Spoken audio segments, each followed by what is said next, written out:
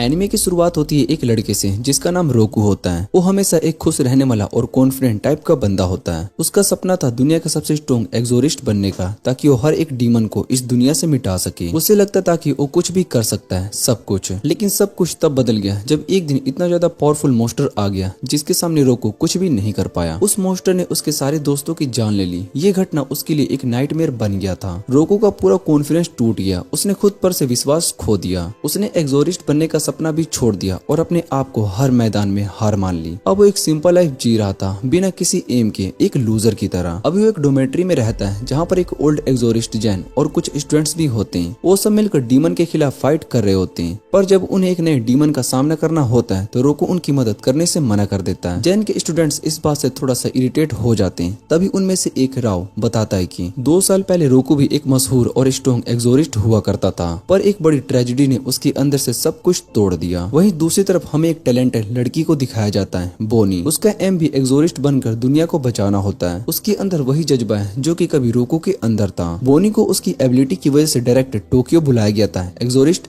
HQ में order पर। वो ट्रेन में होती है और अपने परिवार की फोटो को देखकर हल्का सा मुस्कुरा रही होती है। तभी अचानक ट्रेन की लाइट्स बंद हो जाती है। बोनी तुरंत अलर्ट हो जाती है। उसके चेहरे पर घबराहट होती है। विंडो के बाहर कुछ डार्क इविल डीमंस दिखाई देते हैं। ट्रेन में सब लोग चिल्लाने लगते हैं, पर बोनी एकदम शांत रहती है। जब कोच पूरी तरीके से खाली हो जाता है तब बोनी एक तालिस्मान निकालती है और एक मैजिक गेट ओपन करती है। ये गेट जाता है मैंगो नाम की एक पैरेलल दुनिया में, जहाँ से डीमन आते हैं और जहाँ से एक्सोरिस्ट उन्हें डिस्ट्रॉय करते हैं। जैसे ही बोनी गेट से गुजरती है कुछ डीमन भी उसके पीछे पीछे अंदर आ जाते हैं। वो तुरंत अपना मास्क पहनती है और अपने इंशेंटेड स्वॉर्ड के साथ उनसे फाइट करना शुरू करती है। सिर्फ एक स्विंग में ही कई डीमंस को एक ही बार में एक्सोरिस्ट कर देती है। तभी एक बड़ा डीमन छोटे डीमन को खाना शुरू कर देता है। जितना ही वो खाता जा रहा था उतना ही ज्यादा वो पावरफुल और ह्यूज बनता जा रहा था। एक मोस्टोरियस बर्ड में बदल जाता है। बोनी उसके अटैक को डोज करती है और एक तालिस्मान का यूज करके अपने शरीर में स्ट्रेंथ इंशेंटेड लगा देती है। बर्ड डीमन उसे पकड़कर आसमान में ले जाता है, लेकिन बोनी हिम्मत नहीं हारती और फिर से तालिस्मान का यूज करके अपनी सोर्ड को फ्लेम सोर्ड बना लेती है और एक पावरफुल स्ट्राइक के साथ उस मॉन्स्टर के बॉडी के पार सोर्ड घुसा देती है। वो डीमन वहाँ पर एक्सोरिस्ट हो जाता है, लेकिन बोनी अब इतनी ज्यादा थक चुकी होती है कि वो बेहोश हो जाती है और आसमान से नीचे गिरने लगती है। सीन कट होता है और हमें फिर से रोकू को दिखाया जाता है जो कि एक ब्रिज पर खड़ा होता है। वो उदासी में अपने पुराने दोस्तों को याद कर रहा होता है जिन्हें वो कभी बचा नहीं पाया। तभी अचानक उसके ऊपर से एक गोल्डन लाइट पड़ती है। वो ऊपर देखता है और देखते है कि आसमान से एक लड़की नीचे गिर रही है और वो लड़की कोई और नहीं बल्कि बोनी होती है। जब बोनी आसमान से नीचे गिर रही होती है तो वो बिना सोचे समझे रोकू तुरंत ब्रिज से जंप मार देता है। सिर्फ उसे बचाने के लिए दोनों सीधा नीचे नदी में गिरते हैं। रोकू किसी तरह से उसे बचाने में कामयाब हो जाता है। पानी के बाहर निकलने के बाद बोनी अपने कपड़ों से पानी निकालती है और एक फोल्डेड मैप निकालकर रोकू के हाथ में थमा देती है। मैप पर एक जगह मार्क्ड होती है और बोनी चाहती कि रोकू उसे वहां तक ले जाए, पर चाहे वो इस सिटी में कई साल से रह रहा हो उसे कुछ भी नहीं पता होता। वो बस एक कंफ्यूज्ड और थोड़ा सा सिंप टाइप का लड़का होता है। वो डिसाइड करता है कि जब तक नया जगह नहीं मिलती तब तक वो बोनी को थोड़ा सिटी घुमाता है। वो उसके बारे में कुछ क्वेश्चन पूछने लगता है, पर बोनी कुछ जवाब नहीं देती। उसे अननेसेसरी बातें बोरिंग लगने लगती है।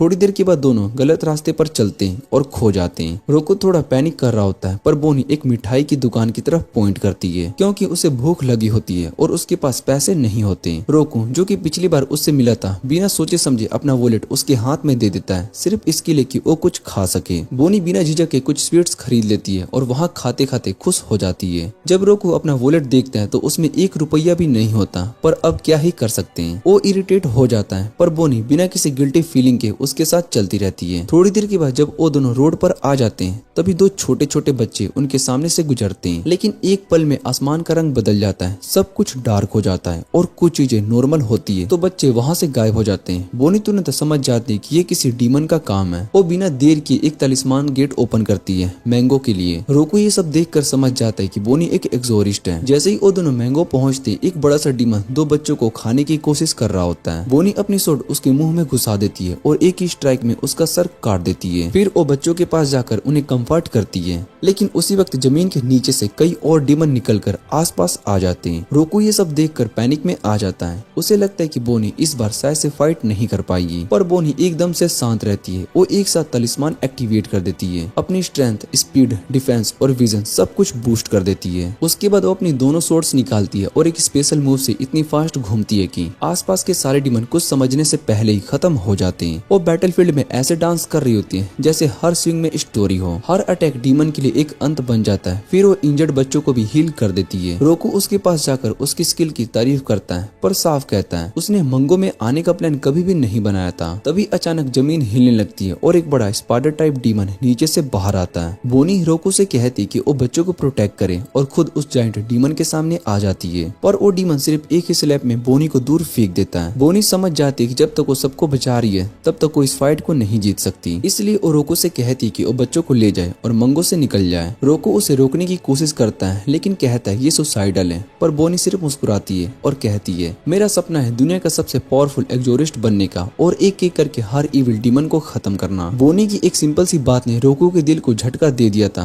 क्योंकि वही बात कभी वो खुद बोला करता था। लेकिन बोनी उसकी तरफ देखे बिना सीधा उस जायंट डीमन की तरफ बढ़ जाती है। वो अपनी फुल स्पीड में उस डीमन पर चार्ज करती है, लेकिन उसका पावरफुल अटैक सिर्फ उसके लिए आर्मर में एक छोटा सा होल ही बना पाता है। डीमन के डिफेंस को देखकर बोनी एक स्पेशल स्किल एक्टिवेट करती है जिसमें वो अपनी सुपर स्पीड का यूज करके हर सेकंड में 100 से भी ज्यादा अटैक को डीमन पर बरसा देती है। इस बार वो डीमन का एक हाथ काट देती है, लेकिन इस प्रोसेस में उसकी एनर्जी ऑलमोस्ट खत्म हो जाती है और उसका फेस मास्क भी टूट जाता है। फिर भी वो हिम्मत नहीं हारते हुए सीधा डीमन से टकरा जाती है, उसे नीचे धकेल देती है, लेकिन अब वो बिल्कुल थक चुकी होती है। उसकी इंसेंटमेंट्स एक्सपायर हो चुकी होती है और उसके पास तलिस्मान भी नहीं बचते। बोनी समझ जाती है कि शायद से अब उसका एंड आ चुका है, लेकिन उसी वक्त रोकू उसके सामने आ जाता है। रोकू गुस्से में उससे कहता है तुम सारे डीमन को खत्म करने की बात कर रही हो, लेकिन एक भी नहीं निपटा पाई। बोनी को उसकी बात काफी चुभती है, लेकिन रोकू फिर कहता है अगर तुम मर गई तो किसी को बचा भी नहीं पाओगी। ये बात सुनकर बोनी चुप हो जाती है, लेकिन रोकू अपने हाथ में एक काला तलिस्मान पकड़ता है और एक पावरफुल चैंट बोलने लगता है। लेकिन उस चैंट के साथ उसकी आंखों के सामने उस रात की यादें आ जाती है जब उसने अपने सभी दोस्तों को खो दिया था। पर इस बार रोकू अपने दर्द से लड़ता है। उसे याद आता है कि कभी उसका और बोनी का एक ही ड्रीम था, दुनिया को बचाना। इसी सोच से उसका मंत्र कंप्लीट हो जाता है और एक गोल्डन इंशेंटमेंट उसके राइट आर्म पे चमकने लगती है, जो तुरंत उसके तलिस्मान में शिफ्ट हो जाती है। अगले ही मोमेंट उसका हाथ आग में जलने लगता है और वो हाथ ट्रांसफॉर्म हो जाता है एक स्पेशल ग्रेड इंशेंटेड पंच में। उस नए इंशेंटेड पंच के साथ रोको फुल पावर में जायंट डीमन को मुक्का मारता है और डीमन का बॉडी अंदर से फट जाता है और वो फाइनली एक्सोरिस हो जाता है। बोनी सब कुछ देखकर बहुत ही शॉक्ड होती है। वो कहती है इतनी पावर मैंने कभी नहीं देखी, लेकिन रोको सिर्फ इतना कहता है प्लीज किसी को मत बताना, मैं एक्सोरिस्ट नहीं बनना चाहता। बोनी उसकी बात पर नाराज हो जाती है क्योंकि वो उसे बचाने के लिए आ गया था, इसलिए वो उसका पैर जोर से स्टॉम्प कर देती है। फिर वो एक पोर्टल ओपन करती है रियल वर्ल्ड के लिए और जाते जाते बोलती है मुझे तुम्हारी हेल्प की जरूरत नहीं थी। रोको बस मुस्कुराकर कहता है तो ठीक है, मैं भी तुम्हें अकेला छोड़ देता हूँ और अपने घर की तरफ निकल पड़ता है। तभी बोनी रुकती है और अपना नाम बताती है, बोनी नियो। रोको भी क्यूरियोसिटी से अपना नाम बता देता है। उसके मन में चलता है कि अब वो क्या बोलेगी, लेकिन बोनी बिना कुछ बोले सीधा चली जाती है। रोको बहुत ही कंफ्यूज हो जाता है, लेकिन जब अपने ड्रोम में वापस आता है तो उसके होश उड़ जाते हैं। बोनी वहाँ पर होती है और जैन और सब लोग उसके साथ वीआईपी जैसे बिहेव कर रहे होते हैं। रोको गुस्से में जैन से पूछती कि ये यहाँ पर क्या कर रही है, तो जैन बताता है कि अब से ये हमारे साथ यहीं पर रहेगी। रोको को ये बिल्कुल भी पसंद नहीं आता और वो घूरते हुए बोनी को देखता है, जिससे कि बोनी भी इरिटेट हो जाती है। रोको अपने रूम की तरफ जा रहा होता है। वो बहुत ही थक चुका होता है सबके बुरा बर्ताव से। हर कोई उसे घटिया तरीके से ट्रीट करता है और उसका बस हो चुका होता है। अगली सुबह वो गुस्से में उठता है, लेकिन उठते ही देखता है कि बोनी उसके नाक और मुंह बंद कर रही होती है ताकि उसकी सोरिंग बंद कर सके। रोको बहुत ही हैरान होकर उससे पूछते हैं तुम मेरे रूम में क्या कर रही हो। बोनी बिना झिझक कहती है उसे मैंगो चलना होगा, क्योंकि वो दोनों एक फ्रेंडली कंपटीशन के थ्रू अपनी स्ट्रेंथ टेस्ट करना चाहती है। रोको सीधा कह देता है ये सब नहीं होने वाला है और उसे रूम से धक्का मारकर बाहर निकाल देता है। वो कहता है कि कल जो उसने फाइट की थी वो बस गुस्से में की थी, वो दोबारा कभी नहीं लड़ेगा क्योंकि उसे एक्सोरिस से नफरत है। उसी वक्त राव सबको जगाने के लिए आता है। एक डीमन से डील करना होता है और वो अचानक रोको की बात सुन लेता है। उसने कल फाइट की थी। रोको बहुत ही चौंक जाता है, पर सिचुएशन ज्यादा इंपॉर्टेंट होती है इसलिए वो कुछ कहता नहीं।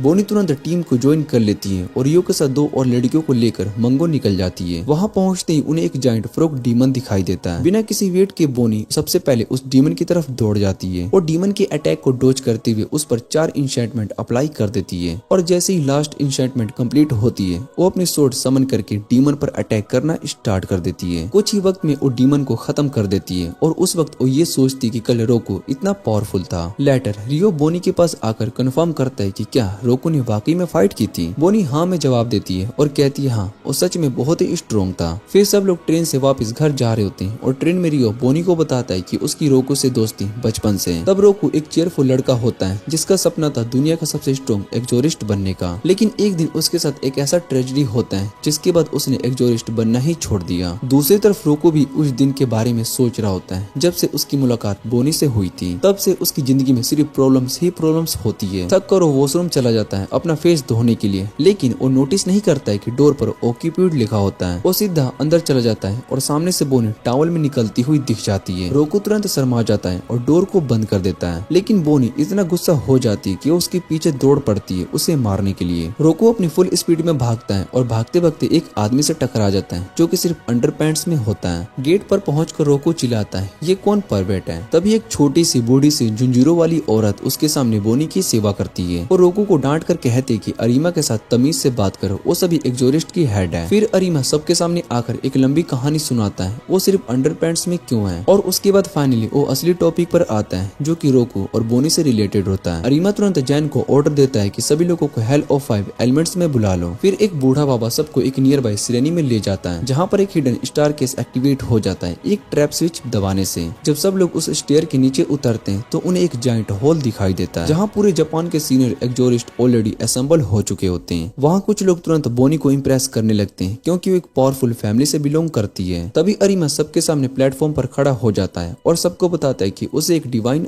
ओरेकल मिला है। उस ओरेकल के मुताबिक डीमंस और एक्सोरिस्ट के बीच चल रही लंबी वॉर अब खत्म होने वाली है क्योंकि जल्दी मीको का अपीयरेंस होने वाला है। अरीमा एक्सप्लेन करती कि मीको गॉड का चाइल्ड होगा जिसके पास एक्सोरिज्म अनइमेजिबल पावर होगी। वो अकेला ही सभी डीमंस को एक्सोरिस करेगा और मंगो जैसे शैतानों का सामना करेगा और इस दुनिया में ट्रू पीस लेकर आएगा। ये सब सुनकर सभी एक्सोरिस खुशी से झूम उठते हैं और वो तुरंत पूछती कि वो मीको कौन है। तब अरीमा स्टेज से बोनी का नाम लेती है। सबको लगता है कि वो ही मीको होगी क्योंकि वैसे भी वो सबसे स्ट्रॉन्ग और स्पेशल थी। लेकिन जैसे ही बोनी सेंटर स्टेज तक पहुंचती है अरीमा एक और नाम लेती है रोकू। सभी लोग बहुत ही शौक हो जाते हैं, खुद रोकू भी, लेकिन राव उससे कहता है जाओ पहले तुम जाओ। अरीमा डिक्लेयर कहती कि बोनी और रोकू के पास सबसे ज्यादा पोटेंशियल है इस हॉल में और उन्हें चाहिए कि वो सबके सामने अपनी पावर का डेमोन्स्ट्रेशन डील करें एक रियल फाइट के थ्रू। रोकू सीधा कह देता है मैं तुम्हारी ये स्टूपिड गेम्स नहीं खेलने वाला हूँ, लेकिन बोनी ऑलरेडी रेडी होती है फाइट के लिए। वो बिना रुके रोकू पर अटैक करती है क्योंकि उसे हराकर स्ट्रॉन्गेस्ट एक्सोरिस्ट का टाइटल जीतना चाहती थी। रोकू सिर्फ उसके अटैक को डोज करता है बिना फाइट के लिए और बार बार उससे कहता है रुक जाओ मुझे लड़ना नहीं है, लेकिन बोनी उसे जोर से जमीन पर गिरा देती है। अरीमा ये सब देखकर कहता है एक ऐसा एक्सोरिस्ट जो कि लड़ता नहीं, वो एक कमजोर एक्सोरिस्ट है, बहुत ही बेकार होता है। फिर वो रोकू के पुराने दोस्तों की डेथ का मजाक उड़ाने लगता है। वीक एक्सोरिस्ट तो वैसे भी जल्द ही मर जाते हैं जैसे तुम्हारे दोस्तों के साथ हुआ। ये सुनते ही रोकू का गुस्सा कंट्रोल से बाहर हो जाता है, उसका रेंज एक्सप्लोड कर जाता है। वो अपना ब्लैक तालिस्मान निकालता है और अपने हाथ में एक इंशेंट ले लेता है और अरीमा की तरफ चार्ज करता है, लेकिन बीच में बोनी आ जाती है और कहती है तेरा ओपोनेंट मैं हूँ। बोनी अपनी सोर्ड को फ्लेम से इंशेंट करती है और रोकू पर अटैक करती है, लेकिन रोकू अपने पंच की हवा के प्रेशर से ही उसकी फ्लेम और सबको दोनों को पीछे उड़ा देता है। इसके बावजूद बोनी हार मानने को रेडी नहीं होती। वो कहती कि उसे हराकर दुनिया की सबसे स्ट्रॉन्ग एक्सोरिस्ट बनेगी, लेकिन रोकू गुस्से में चिल्ला देता है शट अप, मुझे ये सब नहीं सुनना है। जब बोनी उसे याद दिलाने की कोशिश करती है कि उन दोनों का भी सपना ड्रीम एक ही था, तो रोकू और गुस्सा हो जाता है और अपनी स्पिरिचुअल एनर्जी से स्टोन्स उठाकर बोनी की तरफ फेंक देता है। बोनी पीछे गिर जाती है, लेकिन तभी उसे अपने माँ बाप की डेथ की याद आती है। वही दर्द उसके लिए एक इनक्रेडिबल एनर्जी जगाता है जो रोकू को वापस पीछे धकेल देती है, जिससे कि वो उस पर दोबारा से अटैक करने जाता है। बोनी एक धमाके के साथ रोकू पर चार्ज करती है। उसकी स्पीड इतनी हो चुकी होती है कि रोकू उसके मूवमेंट्स को प्रॉपर्ली ट्रैक नहीं कर पा रहा होता है। हर तरफ से बोनी उस पर अटैक करती रहती है, इसलिए रोकू जमीन पर जोर से हाथ मारकर शॉक वेव क्रिएट करता है और बोनी का रास्ता ब्लॉक कर देता है। बोनी तुरंत वॉल का यूज करके हवा में जंप करती है ताकि ऊपर से अटैक करे, लेकिन रोकू इस बार रेडी होता है। जैसे ही वो पंच मारता है बोनी अपनी ब्लेड से काउंटर करने के लिए तैयार हो जाती है, लेकिन अब एमा सेटिस्फाइड हो चुका होता है। वो एक स्पेशल तलिस्मान का यूज करता है जो तुरंत दोनों के इंशेंटमेंट को कैंसिल कर देता है। बोनी सीधा रोको के ऊपर जाकर गिर जाती है और जब तक दोनों उठते हैं तब तक एमा वहाँ पर आ जाता है और रोको से माफी मांगता है उसके दोस्तों को इंसल्ट करने के लिए। बोलता है कि उसका इंटेंशन कभी भी बुरा नहीं था,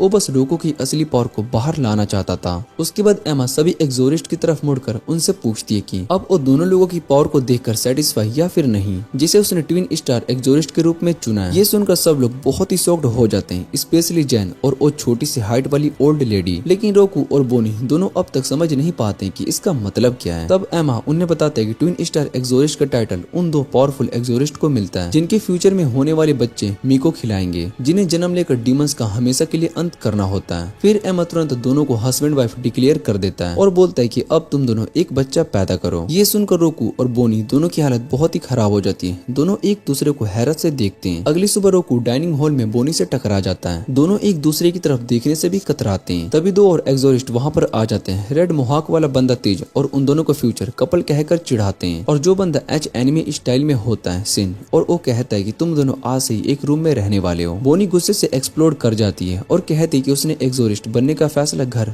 बसाने के लिए नहीं किया। वो गुस्से में वहाँ से निकल जाती है। रोको के दोस्त उसे सजेस्ट करते हैं कि अपनी स्पेशल एबिलिटी का यूज करके एक पावरफुल एक्सोरिस्ट बनकर उसका दिल जीत ले। तभी राव वहाँ पर आता है और रोकू को बताता है कि बोनी आज से उसके साथ सेम स्कूल में पढ़ेगी, तो उसका ध्यान रखना। ये सुनकर रोकू बहुत ही सरप्राइज हो जाता है और जब क्लास में पहुंचता है तो देखता है कि बोनी सच में उसकी क्लास में है। उसे पूरा यकीन हो जाता है कि ये सब एमा का ही प्लान है। क्लास के हर लड़के बोनी को देखकर बहुत ही खुश होते हैं क्योंकि वो काफी प्रिटी होती है और फिजिकल एजुकेशन क्लास में बॉयज से बेटर परफॉर्म करके लड़कियों का भी दिल जीत लेती है। लंच ब्रेक के टाइम वो अकेले रूफ टॉप पर पहुंच जाती है। तभी उसकी फेमिलियर कानाको एक डीमन की एनर्जी महसूस करती है जो राव और उसकी टीम को काफी जगह तकलीफ दे रही होती है। वेनी तुरंत समझ जाती है कि वो डीमन पावरफुल है, तो वो रोको की चाइल्डहुड फ्रेंड और क्लास प्रेसिडेंट मारीना से कहती है कि वो कोई एक्सक्यूज बना ले ताकि वो स्कूल से जल्दी निकल सके। रोको उसका पीछा करता है और बोनी उसे डीमन के बारे में बताती है जिसे राव की टीम फाइट कर रही होती है। उस लड़की ने रोको से कहा कि उन सभी बच्चों को बचाने के लिए जा रही है और उसे भी उम्मीद है कि एक दिन वो भी उसके साथ चलेगा। रोको वापिस से क्लास में आता है लेकिन उसका ध्यान सिर्फ उसके हाथ पर ही था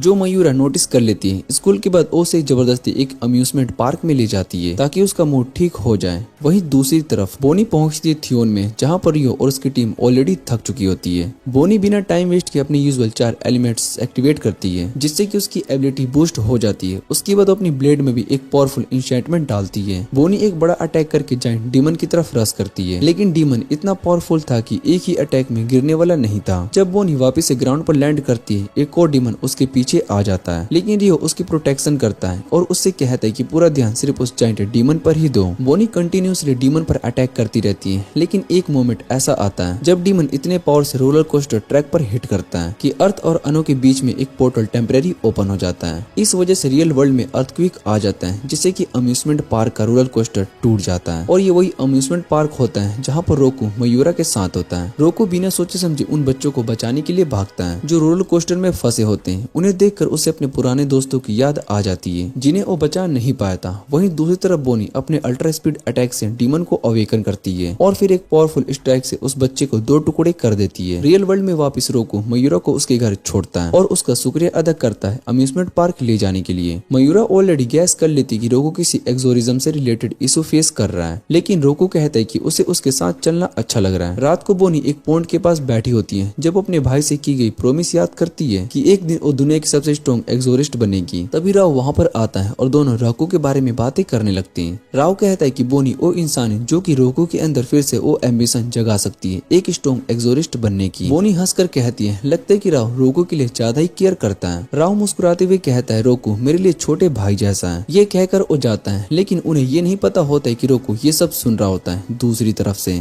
अगले दिन राव एक टीम मीटिंग बुलाता है और वो दोनों बॉयज एक्सोरिस्ट एसोसिएशन के नियर बाय ऑफिस जा रहे होते हैं रिपोर्ट सबमिट करने के लिए और बोनी घर पर रुककर अपनी सोट का मेंटेनेंस करवाती है। राव रोकू से पूछते कि तुम्हारे क्या प्लान्स हैं? रोकू कहता है कुछ भी नहीं। राव उसे पढ़ने के लिए कहता है और कंटिन्यूसली उसे डांटना शुरू कर देता है जिससे इरिटेट होकर रोकू घर से निकल जाता है। रोकू जानता है कि राव उसके लिए चिंता करता है लेकिन उसका ज्यादा चिंता करना कभी कभी उसे परेशान कर देता है। जब रोकू यूं ही बिना किसी डायरेक्शन के घूम रहा होता है तब दूसरी तरफ राव और उसकी टीम एक ऐसे घर में घुस जाती है जहाँ के लोग हर महीने गायब हो जाते हैं। वो लोग उस जगह के एक्सोरिज्म करने के लिए जाते हैं। घर के रूम में जाते ही उन्हें अजीब सा डर और हैवी प्रेशर महसूस होता है। राव तुरंत समझ जाता है कि यहाँ पर कोई पावरफुल डीमन छुपा हुआ है, इसलिए वो तुरंत मदानों की तरफ गेट को ओपन करता है और जैसे ही गेट खुलता है उनके सामने एक ह्यूज डीमन आ जाता है जिसके 2 सिर होते हैं। वो डीमन एक जोर का अटैक करता है अस्तु और सिन पर। अटैक इतना पावरफुल होता है कि दोनों पेन में गिर जाते हैं और जब तक संभलते राव वहाँ से गायब हो चुका होता है। तभी दूसरी तरफ रोकू चुपके से उसी घर में घुस जाता है बिना किसी को बताए। लेकिन अचानक दरवाजा खुलता है और वहाँ पर थके हारे अस्तु और सिन आ जाते हैं। दोनों भागते हुए आ रहे होते हैं और बहुत ही घबराए हुए होते हैं और रोकू को बताते हैं कि एक डीमन उन पर अटैक किया है और राव को ले गया। उन्होंने उसे ढूंढने की बहुत ही कोशिश की, लेकिन रास्ते में इतने सारे डीमंस थे कि उसे कुछ भी नहीं कर पाए। ये सुनते ही रोकू बहुत ही पैनिक हो जाता है और तुरंत भागता है बोनी के रूम में और उससे गिड़गिड़ा कर कहता है कि मुझे अपनी स्ट्रेंथ दे दो। वो कहता है कि उसे लड़ने से डर लगता है, लेकिन राव को उसे खोने का डर कई गुना ज्यादा होता है, क्योंकि राव उसके लिए एक भाई की तरह है। वो बोनी से रिक्वेस्ट करता है कि उसकी मदद करे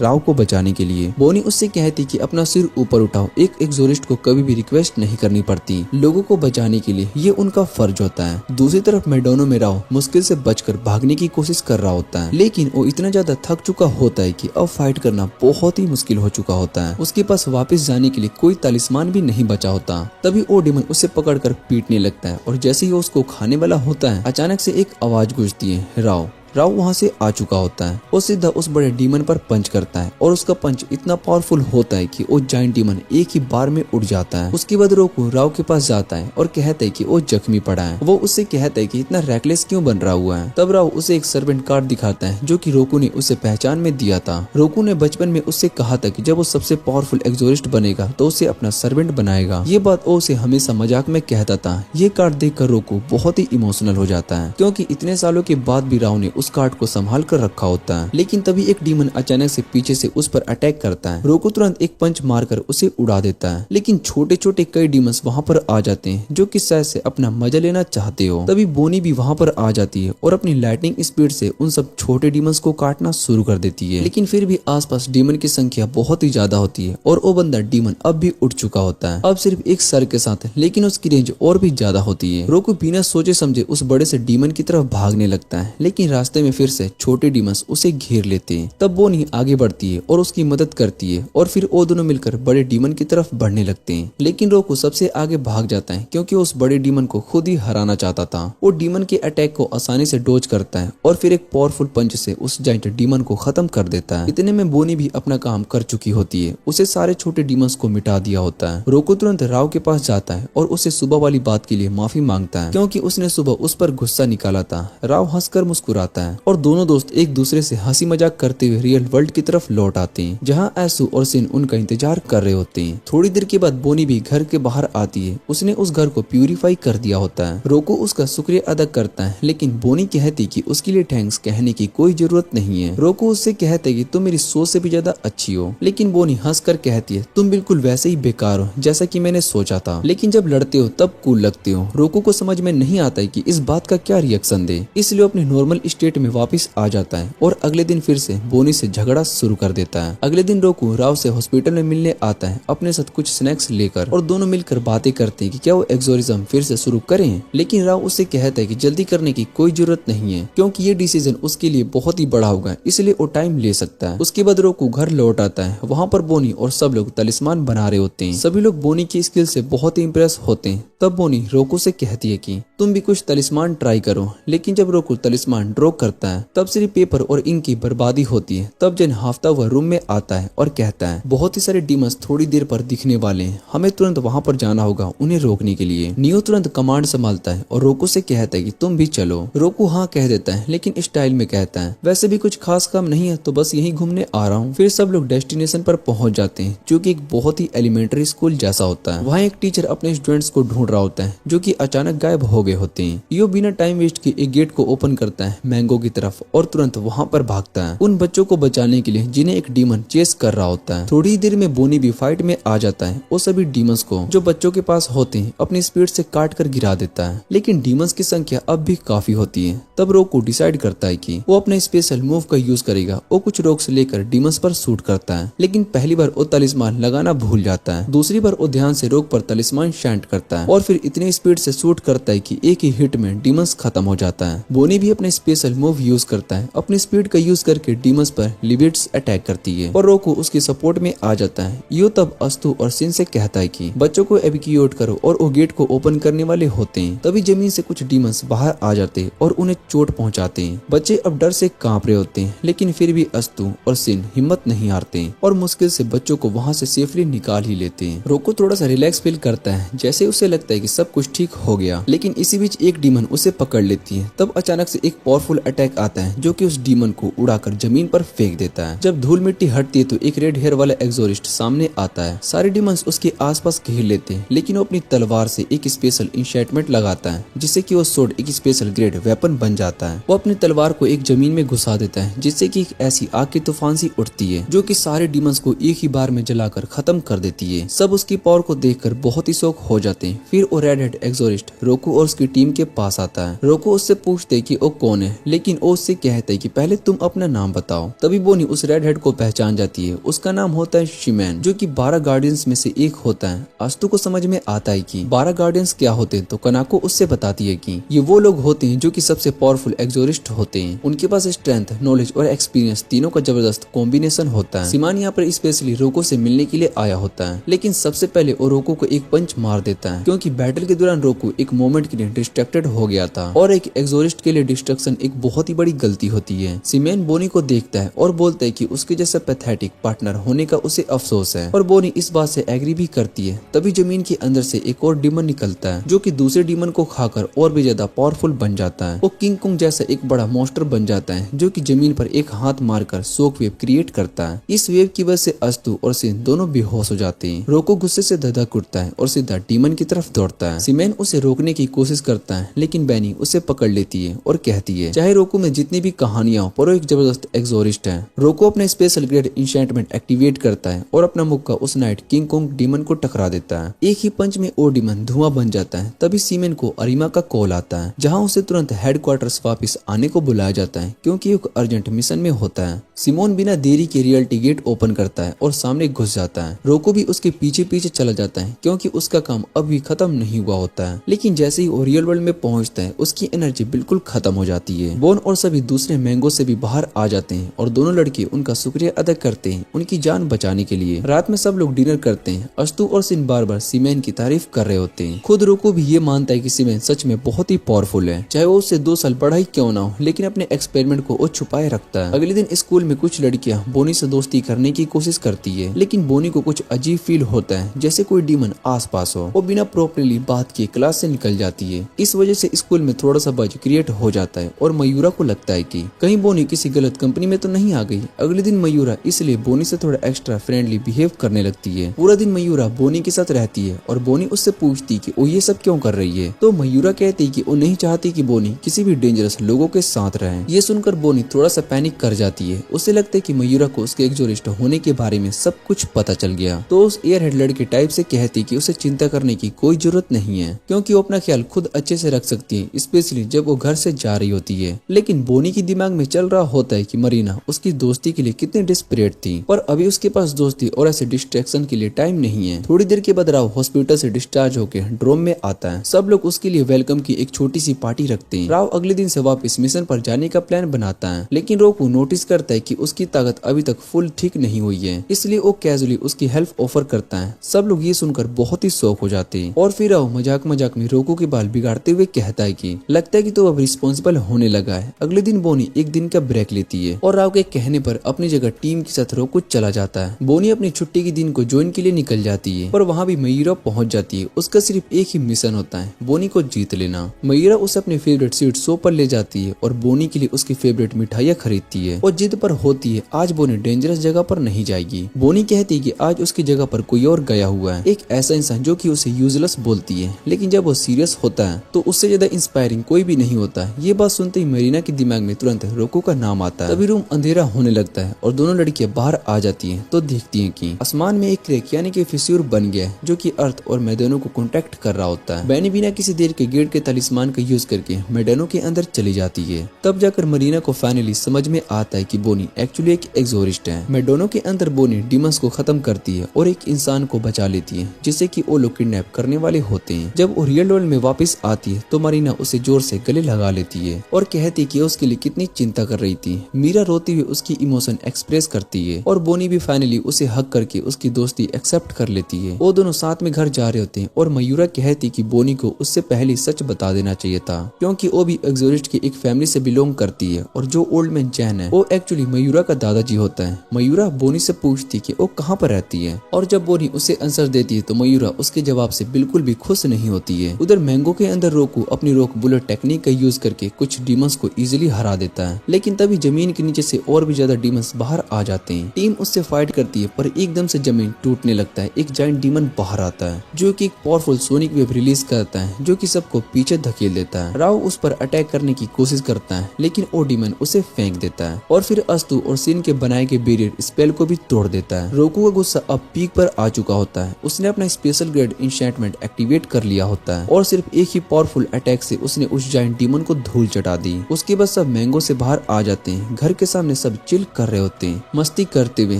तभी बैनी और मरीना भी बाहर आ जाते हैं और मीरा तो सीधा रोको पर जंप मारकर उसके ग्राउंड पर तोड़ देती है। उसका मूड बहुत ही खराब था क्योंकि वो ये जानकर बहुत ही शौक में थी कि रोको इतने दिनों से बोनी के साथ एक छत के नीचे रह रहा था। मीरा के दिल में रोको के लिए एक स्ट्रॉन्ग क्रश था पर रोको को तो इस बात की बिल्कुल भी आइडिया नहीं होती है। वो बस चुपचाप सब कुछ देख रहा होता है। अगले दिन बिना किसी वार्निंग के अरीमा उनके घर पर आ जाता है और रोको को कांग्रेचुलेट करता है उसके एग्जोरिस्ट का काम वापस शुरू करने के लिए। फिर वो दोनों ट्विन स्टार एग्जोरिस्ट से कहता है कि अब उनके लिए एक स्पेशल ट्रायल तैयार करें जिसमें उनका सच में टेस्ट लिया जाएगा। दोनों बहुत ही एक्साइटेड हो जाते हैं पर जो होता है उसने उनका दिमाग घुमा दिया। अरीमा उन्हें ले जाता है एक सुपर लग्जरियस वेकेशन विला जिसमें स्विमिंग पूल भी होता है और एक फुल जिम में। वो उन्हें घर का टूर देता है और एंड में ले जाता है उन्हें एक स्पेशल रूम में जहाँ पर सपोजली ट्रायल होना होता है और उस रूम में तो एक बड़ा नियर बेड कपल भी बेड होता है। तो अरीमा बहुत ही कैजुअली अनाउंस करता है कि ये घर अब मेरा नहीं है, तुम दोनों का है। ये तुम्हारी शादी का गिफ्ट है, इस बेड का यूज करो ताकि मीको जल्दी से पैदा हो सके। रोको और बोनी दोनों एकदम से शॉक हो जाते हैं। रोको गुस्से में अरीमा को दीवार पर दे मारता है। मैं उस लड़की से शादी करने के बारे में सोच भी नहीं सकता हूँ जिसका टेम्पर इतना खराब हो। और बोनी भी तुरंत बोलती है मैं भी उस इरिटेटिंग लड़के से शादी नहीं करूंगी। तभी जैन भी वहाँ पर आ जाता है और पता चलता है कि ये सब एक प्रॉपर प्लान था। मूवर्स भी बुला लिए गए होते हैं जो कि रोको और बोनी का सारा सामान उस घर में रख देते हैं। अरीमा, जैन और बाकी सभी लोग निकल जाते हैं। हाथ का उनका फेमिलियर कैचो भी ले जाते हैं पर अरीमा ने इनके लिए अलग अलग रूम्स अरेंज किए होते हैं ताकि ग्राउंडली दोनों एक दूसरे के करीब आ सके। जब रोको अपने रूम में होता है तो वो एकदम से फ्रीक आउट कर जाता है। उसका दिमाग सिर्फ एक ही बात पर अटक जाता है कि वो इस घर में अकेला है और एक लड़की भी उसके साथ है सेम एज की। हार्मोन्स कंट्रोल में नहीं आ रहे होते। उधर अरीमा अपने सिक्योरिटी कैमरा से सब कुछ देख रहा होता है और एक और रूम में मॉनिटर करता है जहाँ पर बोनी अपने बेड की पोजीशन चेंज करने की कोशिश कर रही होती है पर बेड हिलता तक नहीं। तब अरीमा एक बटन को प्रेस करती है और उसके बाद जो होता है सबका होश उड़ा देता है। रूम के डोर हैंडल्स गायब हो जाते हैं। फिर अचानक से पूरा रूम ही हिलने लगता है। दोनों रूम्स के बीच का होल नीचे चला जाता है। सीलिंग उठ जाती है और फ्लोर टिल्ट होने लगता है। सब कुछ एक क्रेजी मैग्नीज्म से हो रहा होता है।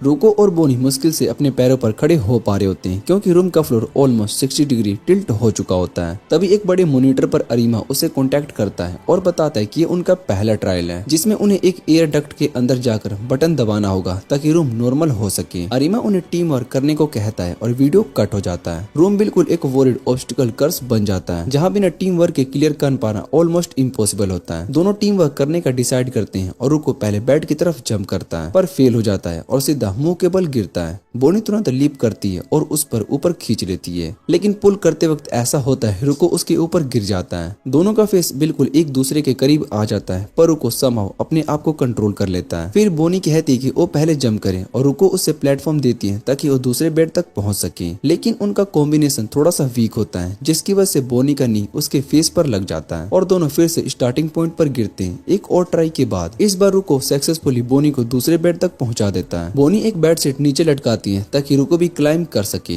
अब वेंट उनसे काफी ऊपर होता है तो रुको कहता है कि बोनी उसके शोल्डर पर चढ़ जाए। बोनी थोड़ा सा ब्लश करती है और मान जाती है और वेंट को ओपन करती है और रुको के कहने पर उसके हेड पर पैर खींचकर चढ़ जाती है। जैसे ही दोनों वेंट के एंड तक पहुंचते हैं वहाँ एक सीन होती है जिसमें कि एक पजल दिया जाता है। सही दीवार मिलने पर एग्जिट का रास्ता खुलता है और गलत जवाब उन्हें दोबारा से स्टार्टिंग पॉइंट पर भेज देता है। रुको लकीली गैस सही आंसर दे देता है और दोनों फाइनली निकल जाते हैं। जैसे ही वो फ्री होते हैं रुको को राव का कॉल आता है जिसमें बताया जाता है कि एक पावरफुल डीमन ने अटैक किया है और उन्हें तुरंत मदद चाहिए। रुको कहता है कि वो दोनों तुरंत उस जगह पर पहुंचेंगे। वो दोनों वहां पर पहुंच जाते हैं जहां एक प्रेइंग मैंटिस जैसे डीमन के अगेंस्ट उनके फ्रेंड्स फाइट कर रहे होते हैं। रुको तुरंत एक सॉलिड पंच मारकर मिंट्स को पीछे धकेल देता है और बोनी पीछे से स्टेप कर देती है। डीमन छुटाने की बहुत ही कोशिश करता है लेकिन रुको बोनी को साइड हटने के लिए कहता है और एक पावरफुल पंच मारकर उसका काम तमाम कर देता है। दोनों एक दूसरे की काफी तारीफ करते हैं लेकिन तभी रुको नोटिस करता है कि बोनी की एक हेयर पिन मिसिंग है। बोनी पैनिक हो जाती है क्योंकि वो हेयर पिन उसके लेट ब्रदर का गिफ्ट होता है। वो तुरंत उस जगह स्क्रैच करना स्टार्ट कर देती है जहाँ उसने डीमन से फाइट की थी। लेकिन रोको के दिमाग में एक और आइडिया आता है। वो बोनी को लेकर वापस से वेकेशन में चला जाता है और वहाँ एयर डक्ट में उसे उसके हेयर पिन मिल जाता है। बोनी उसका शुक्रिया करती है और पूछती कि उसे कैसे पता था कि ये यहीं पर होगा। रुको कहते कि जब वो मैंगो गए थे तब उसने महसूस किया था कि बोनी में कुछ अलग सा लग रहा है जिसमें वो अपनी यूजुअल सेल्फ नहीं लग रही थी। तभी उसके दिमाग में आया कि शायद से उसका हेयर पिन ही मिसिंग है और वो विला में ही रह गया होगा। बोनी थोड़ा टीज करते हुए पूछती है क्या तुम मुझे इतनी क्लोज से वॉच कर रहे थे। रुको थोड़ा सा ऑकवर्ड हो जाता है और वो कह देता है कि मैं तो बस तुम्हारा फाइटिंग स्टाइल ऑब्जर्व कर रहा था। उसके बाद दोनों डिनर ऑर्डर करते हैं और जब बोनी अपने रूम की तरफ जा रही होती है तब रुको उसके भाई के बारे में पूछता है। बोनी बैठ जाती है और धीरे से बताती है कि उसका ट्विन ब्रदर सबसे काइंड पर्सन था जो हमेशा उसे स्ट्रॉन्ग बनाने के लिए पुश करता था। लेकिन जब उनके पेरेंट्स की डेथ हुई तो दोनों को अलग अलग रिलेटिव्स ने अडॉप्ट कर लिया और एक दिन उसके पास न्यूज आई कि उसका भाई एक मिशन के दौरान अपने दोस्तों की जान बचाते हुए मारा गया। रुको को बहुत ही बुरा लगता है। उसने ऐसा सेंसिटिव टॉपिक छेड़ दिया। वो माफी मांगता है फिर कहता है कि उसे बोनी से थोड़ी सी जेलसी होती है क्योंकि उसके तो कभी पेरेंट्स थे ही नहीं, उसे छोड़ दिया गया था और बाद में कुछ एक्सोरिस्ट ने अडॉप्ट कर लिया, इसलिए वो भी एक्सोरिस्ट बनना चाहता था। उसका कहना होता है कि उसके पास कोई भी रॉयल या फिर स्पेशल इंजीनियरिंग नहीं है जैसे कि वो बोनी के पास है। बोनी हंसकर कहती कि वो सब फर्क नहीं पड़ता, तुम वैसे भी काफी स्ट्रॉन्ग हो, बस बाकी सभी जगह तुम टोटली यूजलेस हो। रोको को ये बात बहुत ही चुभ जाती है और दोनों एक छोटी सी नोकझोंक में आ जाते हैं और इस तरह से जो छोटी सी शांति उनके बीच में होती है वो भी चली जाती है। अगली सुबह मयूर उनसे मिलने के लिए आती है और ये सुनकर लिटरली वो बहुत ही शॉक्ड हो जाती है कि रोको और बोनी की शादी होने वाली है और उनका एक बेबी भी होगा। वो तुरंत फ्रीक आउट कर जाती है लेकिन रोको कहता है कि वो कभी बोनी से शादी नहीं करेगा और बोनी भी एग्री करती है। तब रोको बताता है कि उन दोनों को यहाँ पर जबरदस्ती रोक कर रखा गया है बाय द चीफ एक्सोरिस्ट। पर एमा और मारिना किसी और ही बात से बहुत ही परेशान होते हैं। मारिना तुरंत रोको का हाथ पकड़ लेती है और पूछती है कि तुमने फिर से एक्सोरिस्ट का काम शुरू कर दिया क्या है। वो कहती है कि जितना पेन और ट्रॉमा रोको ने झेला है उसके बाद उसने सोचा था कि वो कभी फिर से डीमन के अगेंस्ट फाइट नहीं करेगा। मारिना उससे रिक्वेस्ट करती कि वो ये डेंजरस लाइफ को छोड़ दे लेकिन तब बोनी बीच में बोल पड़ती है रोको ने बहुत ही सारी लाइफ सेव की है, उसने खुद ये पाथ को चूज किया है। मेयर इस बात पर गुस्सा हो जाती है और कहती कि रोको इस डेंजरस वर्ल्ड का हिस्सा बनने के लायक नहीं है। पर रियो फिर से इंटरप्ट करता है कि अगर तुम रियो के एक्सोरिज्म छीन लोगे तो उसके पास कुछ भी नहीं बचेगा। मारिना फिर से एक पॉइंट बोलती है, उसमें अच्छी बातें भी है जैसे कि वो अब तक संता पर बिलीव करता है और उसने 6 का टेबल भी पूरा याद कर रखा है। ये सुनकर रोको को बहुत ही सीरियस इमोशनल डैमेज होता है और वो लिटरली दोनों लड़कियों से कहता है कि प्लीज बस करो, आई एम डन। मारिना ने फाइनली उससे पूछ लिया तुम चाहते क्या हो। थोड़ी देर तक चुप रहने के बाद रोको बोलता है मैं अपनी पावर का यूज दूसरों को बचाने के लिए करना चाहता हूँ, चाहे इस रास्ते मुझे कुछ भी खोना क्यों ही ना पड़ जाए। मारिना ये सुनकर अंदर से बहुत ही टूट जाती है। वो बस इतना बोलती है ठीक है जो करना है करो और फिर वो घर से भाग जाती है। उसके दिमाग में फिर से वही सीन घूमता है जिस दिन रोको ने रोते हुए अपने सारे बुक्स और तलिस्मान जला दिए थे कहकर कि उसके दोस्तों की मौत सिर्फ उसी की वजह से हुई है। उसके मन में ये सवाल उठता है आखिर ऐसी क्या चीज हुई होगी जो कि रोको को फिर से बदलने पर मजबूर किया। लेकिन उसे ये नहीं पता होता कि जब ओविला में वापस जा रही थी एक स्पिरिट उसका पीछा कर रही थी। दूसरी तरफ कनाको बोनी के लिए लंच लेकर आता है, साथ में मयूरा का एक गुड लक चार्म भी लेकर आता है जो उसे जमीन पर मिला देता है। सिर्फ उसी चार्म को देख कर ही वैनी समझ जाते कि ये स्पेशल आइटम है जो मयूरा की स्पिरिचुअल पावर को छुपा कर रखता है और अगर उसे तुरंत उसके पास नहीं पहुंचाया गया तो डीमंस उसे ढूंढ लेंगे। रोको बिना कुछ सोचे चार्म उठाता है और मयूरा को ढूंढने के लिए भाग जाता है लेकिन तब तक देर हो चुकी होती है। एक डीमन जो कि एक लड़के का रूप लिया होता है मयूरा को किडनैप कर लेता है और उसे मेडेनो ले जाता है। वही लड़का एक भयानक डीमन में बदल जाता है और अपने टेंटिकल से मयूरा को जकड़ लेता है जिससे कि उसके पूरे एग्जिस्टेंस को ही खा जाना चाहता हो। मरीना चिल्लाती है कोई मदद करो और तभी एक जोर का पंच आता है। रोको वहाँ पर आ जाता है और डीमन को दूर हटा देता है और मयूरा को बचा लेता है। मयूरा बेहोश हो जाती है तो रोको उसे धरती पर आराम से लिटाता है और खुद बैटल के लिए रेडी हो जाता है। तभी बोनी भी उसके साथ जुड़ जाती है लेकिन दोनों को अंदाजा नहीं होता है कि दूर अंधेरे में एक शैडी इंसान छुपा हुआ है जो डीमन के पीछे खड़ा मुस्कुरा रहा होता है। रोको और बोनी मिलकर डीमन पर अटैक करते हैं लेकिन उस पर कोई खास असर नहीं होता। दोनों क्लियरली फील करते हैं कि इस डीमन की स्पीड, पावर और रेजिस्टेंस किसी भी नॉर्मल डीमन से कई गुना ज्यादा है। तभी अचानक से एक एक्सोरिस्ट डीमन पर वार करता है और उसे टुकड़ों में काट देता है। रोको उस टेक्निक को तुरंत पहचान जाता है और वो इंसान भी जिसके आंखों के नीचे बड़े डार्क सर्कल्स होते हैं वो बिल्कुल खुश नहीं होता उसे देखकर। उसका नाम शह है जो कि एक 12 गार्डियंस में से एक है, जेन का सन इन लॉ, मारा का डैड और रोको और रिल का फर्स्ट टीचर। रोको थोड़ा सा ब्यूटरिंग करने की कोशिश करता है लेकिन साहब बिल्कुल भी इम्प्रेस्ड नहीं होता। उसने सुना होता है कि रोको अपनी पावर का ओवर यूज कर रहा है। वो उसे डायरेक्टली पूछते क्या तुम फिर से एक एक्सोरिस्ट एक्सोरिस्ट बनने चाहती हो? रोकू कहता है, मैं दुनिया नहीं बचाना चाहता हूँ, लेकिन मैं अपने करीब के लोगों को तकलीफ में नहीं देख सकता हूँ। सै उसकी बात सुनकर गुस्सा हो जाता है और एक जोर का थप्पड़ मार देता है। इतना हम्बल बनने का नाटक बंद करो और अपनी इस कर्ज पावर के साथ फिर से उसे कहता है, अगर तुम ये प्रूफ करना चाहते हो कि तुम फिट हो एक्सोरिस्ट बनने के लिए तो मुझसे लड़ो और जीतो। बैटल स्टार्ट हो जाती है। सै सबसे पहले अटैक करता है और रॉक बुलेट शूट करता है और उनकी पावर रोकू से काफी ज्यादा होती है। रोकू एक बड़ा रॉक बुलेट उठाता है और उसे सै पर फेंक देता है, लेकिन सै उसे एक ही शॉट में तोड़ देता है। ये सिर्फ एक डिस्ट्रैक्शन था जिसका यूज करके रोकू अपने मास्टर को पंच मारना चाहता था,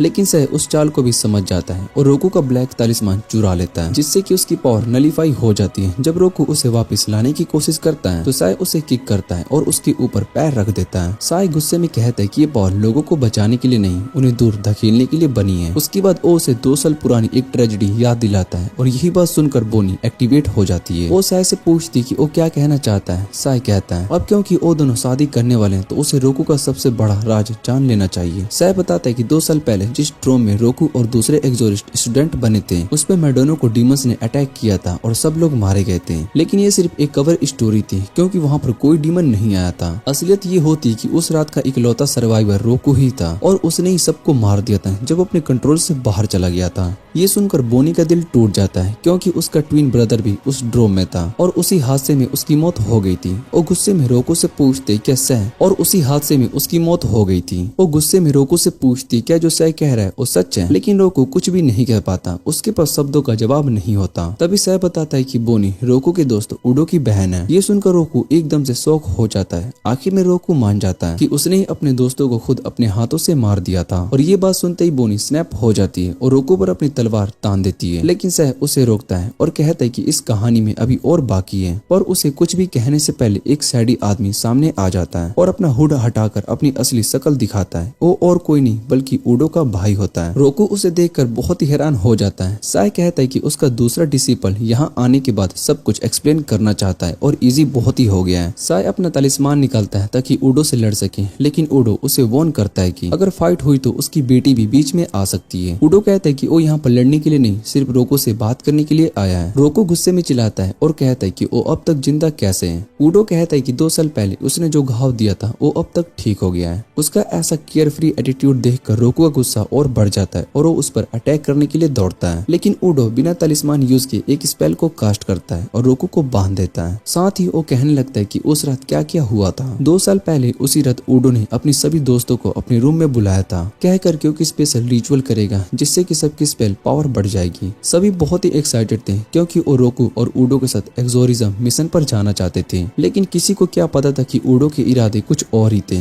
कुछ बहुत ही खतरनाक और बहुत ही डार्क। रोको को तो इस बारे में कुछ भी नहीं पता था। वो तो बस घर के बाहर स्नैक्स लेने के लिए जा रहा था, लेकिन जैसे ही उसने देखा कि घर का दरवाजा लॉक है, उसने एक लड़की के साथ मिलकर उसे खोलने की कोशिश की। तभी उनके पीछे खड़ी एक लड़की पर अचानक से कुछ अटैक हो जाता है और वो तुरंत बेहोश हो जाती है। रोको उसके पास जाकर चेक करने लगता है। तभी उसका एक और दोस्त उसके पास रोता हुआ आता है और कहता है उडो को रोको वरना वो और लोगों को भी नुकसान पहुंचाएगा। रोको को समझ नहीं पाता, लेकिन तभी उसकी दोस्त कहती है कि वो एक डीमन नहीं है। रोको को समझ नहीं पाता, लेकिन तभी उसकी दोस्त कहती है कि वो डीमन नहीं है, मतलब वो डीमन बनना नहीं चाहती और उसके कहने से पहले ही उसका शरीर डीमन में बदल जाता है। रोको बहुत ही शॉक्ड हो जाता है। उडो इसे एक फेलियर मानकर दूसरे स्टूडेंट्स पर एक्सपेरिमेंट करता रहता है, एक एक करके सबको डीमन बना देता है। रोको और उसके साथ वाली लड़की वहाँ से भागने की कोशिश करते हैं, लेकिन दरवाजे नहीं खुलते और उस लड़की को डीमंस खींचकर खा जाते हैं। ये सब देखकर रोको का दिमाग हिल जाता है। आज भी जब वो ये याद करता है तो उसका हाथ कांपने लगता है, गुस्सा उसकी आंखों में दिखाई देता है। बोनी सब कुछ सुनकर बहुत ही कंफ्यूज हो जाती है, उसे कुछ भी समझ में नहीं आ रहा होता है। तभी से उसके कंधे पर हाथ रखता है और कहता है जो कुछ भी तुम्हारे भाई ने अभी कहा वो सच है, उस ड्रोम की ट्रेजेडी का जो 2 साल पहले हुई थी। सह बताता है कि डीमन करप्शन एक बहुत ही बड़ी डार्क और फोरबिडन कला है जिसका ज्ञान किसी को भी नहीं होना चाहिए, लेकिन उडो ने उस कला को जान लिया था और उसका यूज करके एक्सोरिस्ट ट्रेनर्स को भी डीमन में बदल दिया और उन्हें बचाने का सिर्फ एक ही तरीका था, उन्हें मार दो। उस वक्त के पहले जब वो किसी और को चोट ना पहुंचा पाए। बोनी को विश्वास नहीं हो रहा होता है कि उसका काइंड और राथियोस भाई कुछ इतना बुरा भी कर सकता है, लेकिन यू तो बहुत ही जोर से चिल्लाता है चुप हो जाओ, बहुत ही इरिटेटिंग हो गई है तू।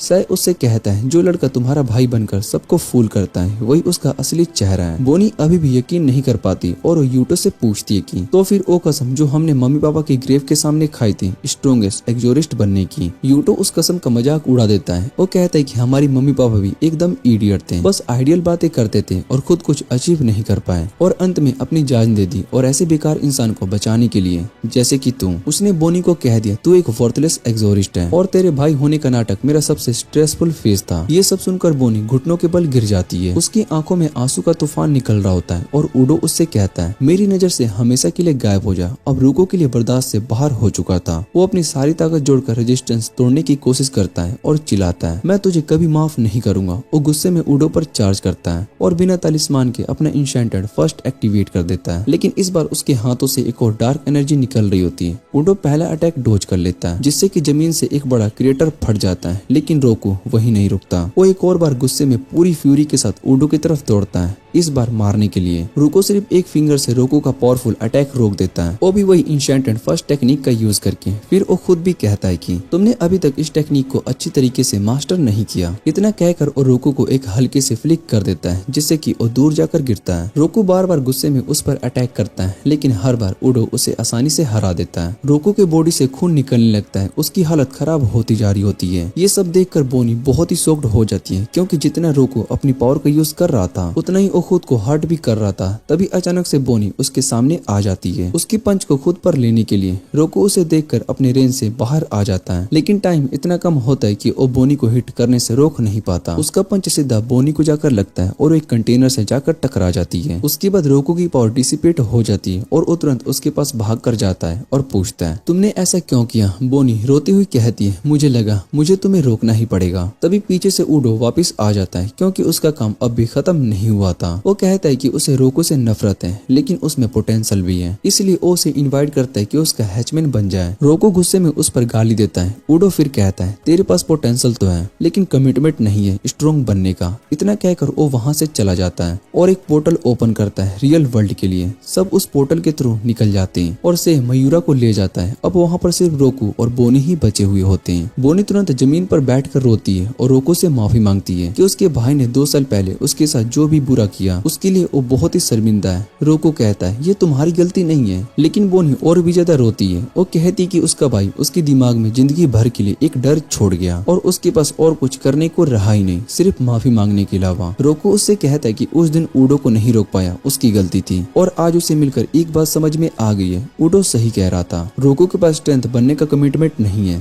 तभी रोको डिसाइड करता है कि आज के बाद वो कभी नहीं भागेगा और स्ट्रॉन्ग बनने के लिए मेहनत करेगा। बोनी भी उसके इस डिसीजन से एग्री करती है और उसी रात दोनों साई के पास जाकर उससे कहते हैं कि हमें ट्रेन करो, लेकिन साई कहता है कि उसके पास उनके लिए टाइम नहीं है। अगले दिन सुबह रोको सिर्फ इसी बारे में सोच रहा होता है। तभी बोनी आती है और गुस्से में कहती है साइड हो जाओ, तुम मेरे रास्ते में हो। रोको गुस्से से उठकर लिविंग रूम में चला जाता है, लेकिन वहाँ जाकर वो देखता है कि उसकी आंखें खुल जाती है। कोच पर एक फैंसी हैट वाली लेडी बैठी होती है जो कि सुंदर गुलाबों से सजाई जाई रूम में शांति से चाय पी रही होती है। रोको उससे पूछता है आप कौन हो। तभी बोनी भागकर आती है और खुशी से उस लेडी को ग्रेट करती है। उसका नाम होता है सुबारू, जो कि 12 गार्डियंस में से एक है और बोनी की पुरानी टीचर भी होती है। सुबारू अपनी फ्रेंड टारा को इंट्रोड्यूस करवाती है, जो कि साइड में बैठकर ब्रेड के क्रस्ट को खा रही होती है। सुबारू ट्विन स्टार एक्सोरिस्ट से मजाक में पूछती है तो तुम दोनों की नई शादी वाली जिंदगी कैसे चल रही है, जिस पर वो दोनों एक ही साथ कहते कि हम कभी शादी करने का प्लान नहीं रखते।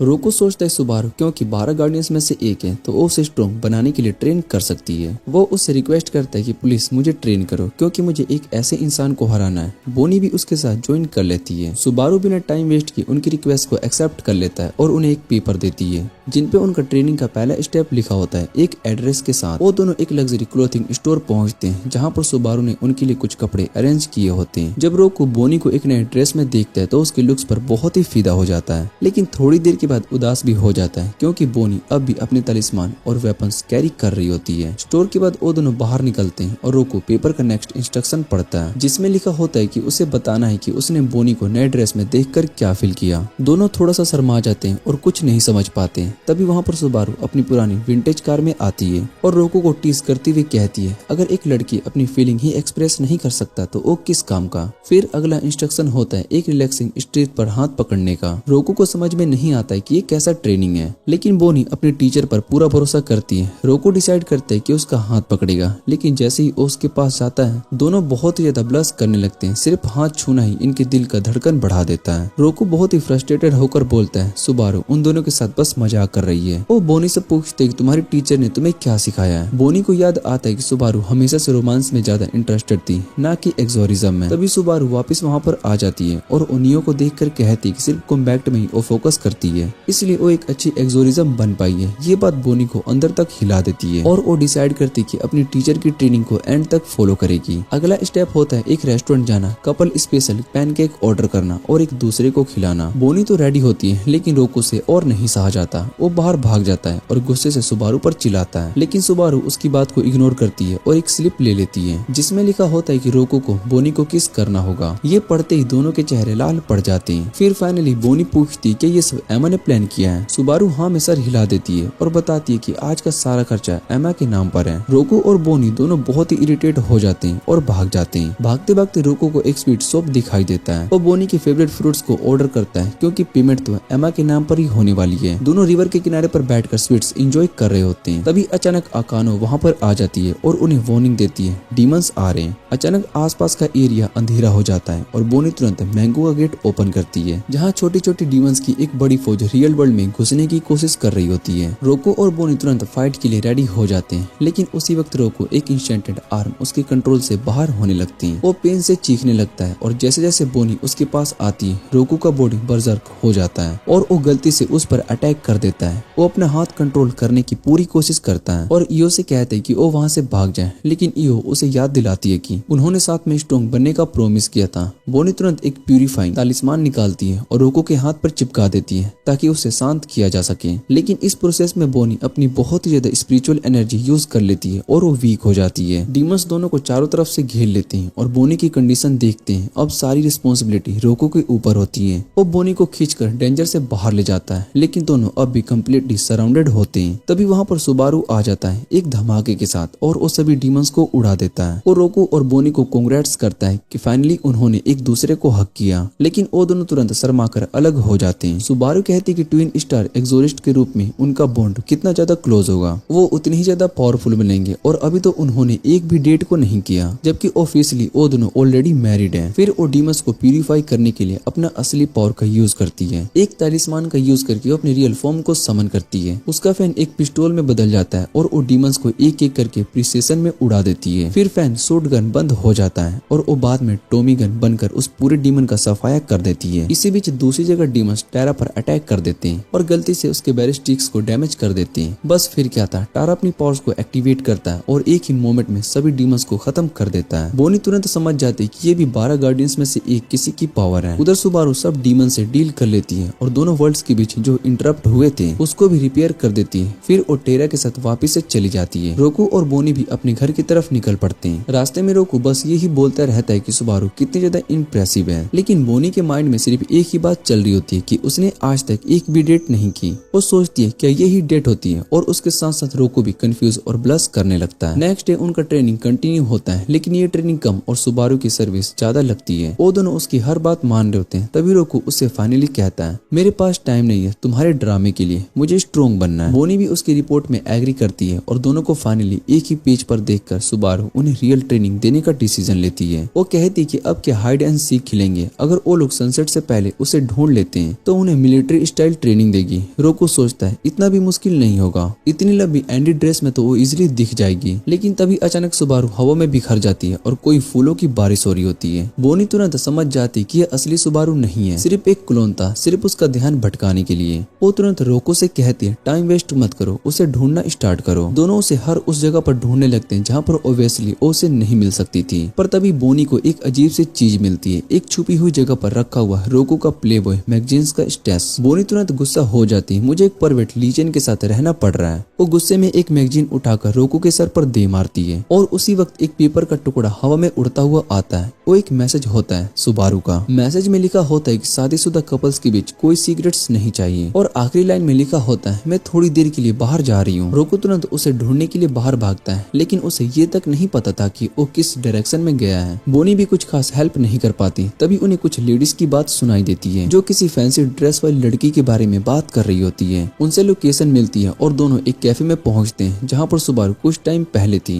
वो कैफे के स्टाफ से पूछता है और कुछ लेडीज मिलती हैं जो कि उन्हें एक शॉप से दूसरी शॉप दौड़ाती है। आखिर में एक रेस्टोरेंट पहुंचते हैं जहां पर उन्हें पता चलता है कि सुबारू खाना खाकर बिना बिल दिए ही चली गई है। रोको को मजबूरन अपनी पॉकेट से बिल भरना पड़ता है। अब उसका मन छोड़ देने का होता है लेकिन बोनी उसे रोकती है। वो कहती है उसने अभी अभी खाना खाया हो तो हो सकता है कि वो एक्सरसाइज करने के लिए गई हो, क्योंकि कल वो तो अपने फैट को लेकर टेंशन में थी। रोको को याद आता है कि वो कल एक फिटनेस सेंटर की मैगजीन को पढ़ रही थी। वो तुरंत उस फिटनेस सेंटर में पहुंचता है लेकिन वहां पर सिर्फ तारा ही मिलती है जो कि सुबारू बनकर खड़ी होती है। तारा उन्हें एक नोट देती है, तुम लोग काफी करीब हो। वो दोनों बाहर आते ही देखते हैं आसमान अचानक अंधेरा हो गया होता है। बोनी कहती है कहीं कोई डीमन तो नहीं है, लेकिन कनाको को कुछ फील नहीं होता। फिर भी बोनी एक गेट को खोलती है मेडेनो की तरफ और वहाँ मिलता है एक जायंट स्क्विड जैसा डीमन। रोको अपना रोक बुलेट का यूज करता है और बोनी अपनी रैपिड स्लैश टेक्निक का यूज करती है, लेकिन वो डीमन कुछ अफेक्टेड नहीं होता। उल्टा वो स्मोक छोड़ता है, विजिबिलिटी 0 हो जाती है। दोनों अलग हो जाते हैं और वो स्क्विड कंटिन्यूसली उन पर अटैक करता रहता है। वो काउंटर करना चाहता है लेकिन डर लगता है कि कहीं एक दूसरे को ही ना हर्ट कर दें। तभी उन्हें रियलाइजेशन होता है कि अगर हम एक दूसरे के मूव्स को प्रिडिक्ट कर लें तो हम परफेक्टली सेंस में फाइट कर सकते हैं। बोनी सोचती है रोको पहले अटैक करेगा और वैसा ही होता है। रोको अपने इंस्टेंटेड फट से स्क्विड के टेंटिकल्स को तोड़ देता है। बोनी उसकी मदद करती है एक और टेंटिकल्स को कट करके और दोनों मिलकर फाइनल अटैक करके स्क्विड को चीर डालते हैं, लेकिन वो डीमन भी फूलों में बिखर जाता है। वो एक और क्लोन होता है, बनाया गया होता है सुबारू के द्वारा, और वही होती है सुबारू तारा के साथ। वो स्माइल करते हुए कहती है नाइस जॉब, तुम दोनों परफेक्ट पार्टनर की तरह लड़ रहे हो। रोको बोलता है कि उन्होंने तो हाइड एंड सीक का गेम जीत लिया क्योंकि सुबारू खुद ही उनके पास आ गई, लेकिन सुबारू उन्हें डम कहकर हल्की से स्माइल करती है और फिर से एक बार फिर से फूलों में घुल जाती है, क्योंकि ये भी एक क्लोन था। असली सुबारू तो अपने घर पर आराम से टीवी देख रही थी। अगले दिन सुबारू घर से निकलती है और नए नए शादीशुदा कपल का शुक्रिया अदा करती है उनकी मेहमान नवाजी के लिए। रोको गुस्से में कहता है कि उसने तो आखिर तक उन्हें कुछ सिखाया ही नहीं, लेकिन बोनी का मानना होता है कि उन्होंने बहुत कुछ सीखा है, एक दूसरे पर भरोसा करना और समझना कि सामने वाला क्या सोच रहा है। उसी दिन शाम को रोको अपने इंस्टेंटेड आर्म की पावर को कंट्रोल करने की ट्रेनिंग स्टार्ट करता है। अब उसका कंट्रोल पहले से भी बहुत ही बेहतर हो गया होता है, लेकिन उसे ये भी पता होता है कि सिर्फ कंट्रोल से कुछ नहीं होगा, पावर पर भी काम करना पड़ेगा। ट्रेनिंग के बाद जब वो रूम से बाहर आता है तो पूरा घर स्मोक से भरा होता है। वो तुरंत किचन की तरफ भागता है और वहाँ पर बोनी कुकिंग कर रही होती है, जैसे गॉर्डन रामसे का वर्स्ट नाइटमेयर। रोको सिर्फ डिश के स्मेल से ही समझ जाता है कि ये तो सीवर वाटर से भी बहुत ही बुरा टेस्ट करेगा, लेकिन बोनी तो फुल कॉन्फिडेंस में होती है, उसके लिए ये खाना एकदम परफेक्ट है।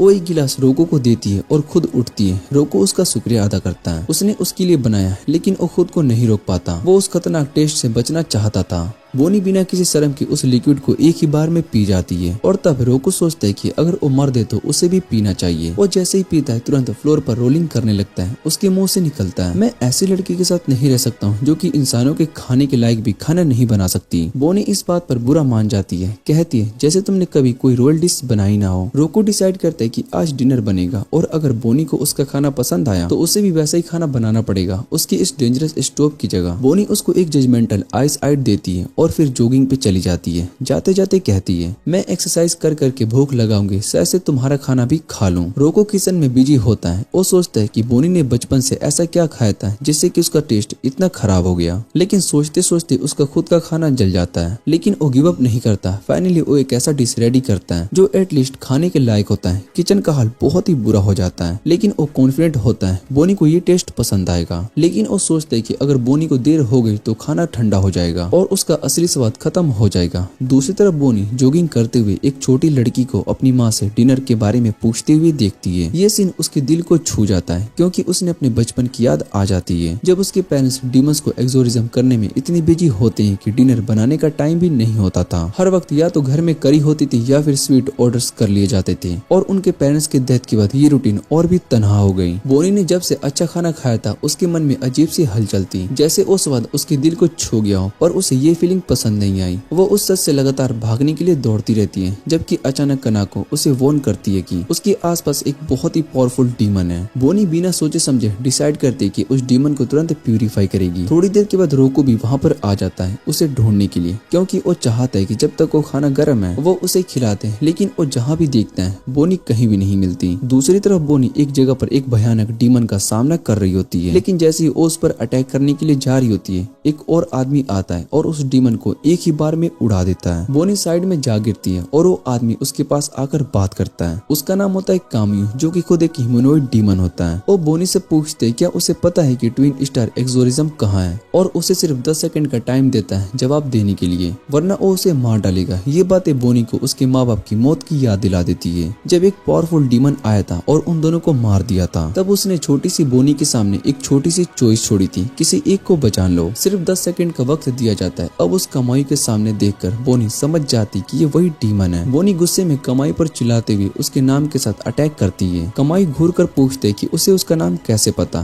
पर आसानी से उसके अटैक को डॉज कर लेता है। बोनी फिर कहती है क्या तुझे वो एक्सोरिस्ट कपल याद नहीं है जिन्होंने तुझे 6 साल पहले मारा था। वो फिर से अटैक करती है, लेकिन कमाई सिर्फ एक छुपने से उसकी तलवार को तोड़ देता है और एक फिंगर स्नैप से उसका पैर भी तोड़ देता है। फिर कहकर उसे दूर फेंक देता है। क्या मुझे याद रखना चाहिए कि मैंने कितनी छोटी छोटी चींटियों को कुचली है। बोनी अब बिल्कुल हार चुकी होती है, क्योंकि कमाई उसके सर पर पैर रखता रहता है। तेरे माँ बाप की तरह पिसकर मैं तुझे भी ऐसे ही मार दूंगा। फिर वो 10 तक काउंटडाउन स्टार्ट करता है और बोनी बस आंसू बहा रही होती है अपना दबाव देखते हुए। अपने माँ बाप का बदला लेने का काउंटडाउन खत्म होने वाला होता है कि तभी रोकू वहाँ पर आ जाता है और पूरे जोर से उस डीमन को मुक्का मार के दूर फेंक देता है। वो घायल बोनी को देखता है और डांट कर कहता है खुद से भाग गई, खाना ठंडा हो गया इसलिए तुझे लेने आया हूँ। फिर से कहता है चल अपना इलाज कर और उस डीमन को मिलकर खत्म करते हैं। फिर घर जाते हैं। बोनी का दिल भर आता है, लेकिन तभी कमाई उठता है और अपनी गर्दन सेट करता है और कहता है अगर दूसरे डीमन को पता चला कि मुझे एक इंसान ने मारा है तो वो सब मेरा मजाक उड़ाएंगे। रोको के होश उड़ जाते हैं। उसके समझ के बाहर होता है कि कोई डीमन कैसे बोल सकता है, और उसका वो पंच जिसमें उसने अपनी पूरी ताकत लगा दी थी उसके बाद भी ये डीमन कैसे जिंदा है। उसके सामने खड़ा था एक ऐसा शैतान जो कि बोल भी सकता था। तभी बोनी बेहोश होकर गिर जाती है और रोको तुरंत उसके पास भागता है। बोनी को हिचकिचाते हुए कहती है रोको भाग जाओ, तुम उससे नहीं लड़ सकती हो। वो नॉर्मल डीमन नहीं है, वो बरासा है। बरासा वो राक्षस होते हैं जो कि इतने सारे डीमन और एक्सोरिस्ट को खा चुके होते हैं कि वो इवोल्व होकर एक हायर फॉर्म बन जाते हैं। उनमें सिर्फ एक ताकत ही नहीं बल्कि दिमाग भी होता है और उनका चेहरा भी ह्यूमंस जैसा दिखने लगता है। बोनी समझाती है कि हमें लड़ाई को अवॉइड करनी चाहिए, लेकिन कमाओ जैसे कि रोको को टेस्ट करना चाहता हो। तभी जिसको रोको ने पहले खत्म कर दिया था वो डीमन फिर से उठ जाता है और उस मोमेंट में कमाई उसे देखकर डिस्ट्रैक्टेड हो जाता है। इसका फायदा उठाकर रोको बोनी को लेकर रियल वर्ल्ड में लौट आता है। एक तलिस्मान की मदद से वो बोनी को हील करता है। जैसे ही बोनी थोड़ा वीक होती है वो तुरंत मैंगो लौटने लगती है कमाई से लड़ने के लिए, लेकिन वो भी बहुत ही कमजोर थी। उसके पैर भी ढक जाते हैं। रोको उसे रोकता है इतने डिस्परेट क्यों हो बोनी, उस बसारा से लड़ने की इतनी जल्दी क्यों है। तब बोनी थोड़ा सा चुप होती है और फिर कह देती है कमाई ने 6 साल पहले मेरे माँ बाप को मार दिया था, मुझे बदला लेना ही है। वो कहती है अगर मैं जीत नहीं पाई तो लड़ते लड़ते मर जाऊंगी।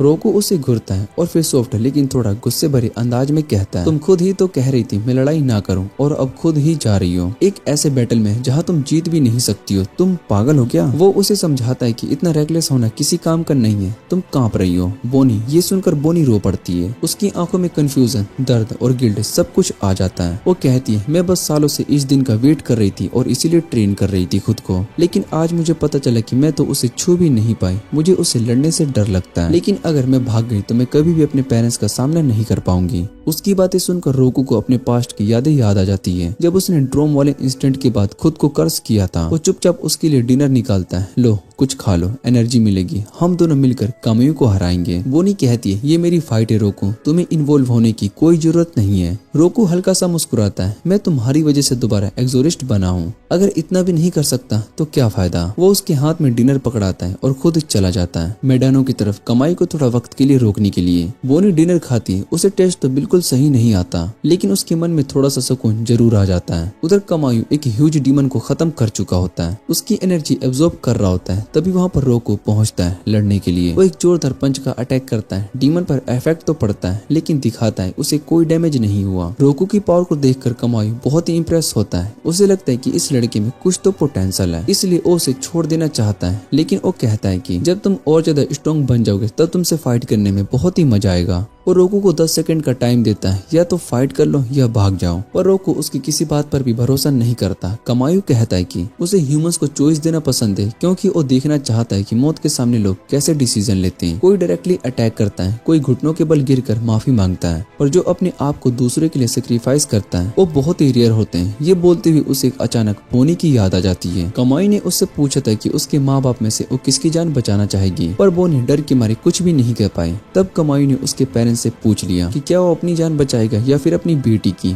और बिना किसी हेजिटेशन के उन्होंने बोनी की जिंदगी चुनी। ये बात सुनते ही रोकू का गुस्सा सामने से छू जाता है और बिना रुके एक के बाद एक डिस्ट्रक्टिव अटैक से कमाई पर टूट पड़ता है और उसे काफी पीछे धकेल देता है। कमाई अब सच में उसकी पावर से बहुत ही हैरान होता है, इसलिए अब वो थोड़ा सा सीरियस होने का फैसला करता है। वो एक कष्ट तलिस्मान निकालता है और अपने पैरों पर इंशेंटमेंट कर लेता है। रोकू ये देखकर बहुत ही चौंक जाता है क्योंकि डीमन तो इंशेंटमेंट यूज कर ही नहीं सकते। कमाई उसे एक पावरफुल किक मारता है, रोकू उसे ब्लॉक करता है, लेकिन फिर भी उसका बॉडी उस डैमेज को हैंडल नहीं कर पाता। वो गिर जाता है और उठ भी नहीं पाता। कमाई उसे तुरंत खत्म करने के लिए जा रहा होता है, तभी अचानक बोनी आकर उस पर अटैक करती है और उसे दूर धकेल देती है। अपने रैपिड स्लैश के साथ वो एक पेयर में जंप करती रहती है। कमाई उससे कहता है गेट लॉस्ट, क्योंकि उसे उसमें कोई इंटरेस्ट नहीं है। तभी अचानक बोनी भी चार्ज करने के लिए आ जाती है और कमाई को लगता है कि उसकी स्टिक्स अब पहले से बहुत ही शार्प और फाइनेंस हो चुकी है। बोनी एक स्पेशल मूव का यूज करके कमाई को आसानी से उड़ा देती है और जैसे ही वो उसे फिनिश करने के लिए भागती है, कमाई उससे कहता है कि सिर्फ डिटर्मिनेशन से वो उसे कभी भी नहीं जीत सकती क्योंकि उसके पास पावर की कमी है। लेकिन बोनी का जज्बा कब नहीं होता। वो कहती कि चाहे जितने भी बार मरना पड़े वो उसे खत्म करके रहेगी, पर कमाई उसे एक जोर का किक मारकर फिर से जमीन पर गिरा देता है। इसी के साथ ये एनिमे का सीजन यहीं पर एंड हो जाता है। अगर आपको इसके आगे के पार्ट्स चाहिए तो वीडियो को लाइक करके चैनल को सब्सक्राइब जरूर कर लेना। तो मिलते हैं अगली वीडियो में।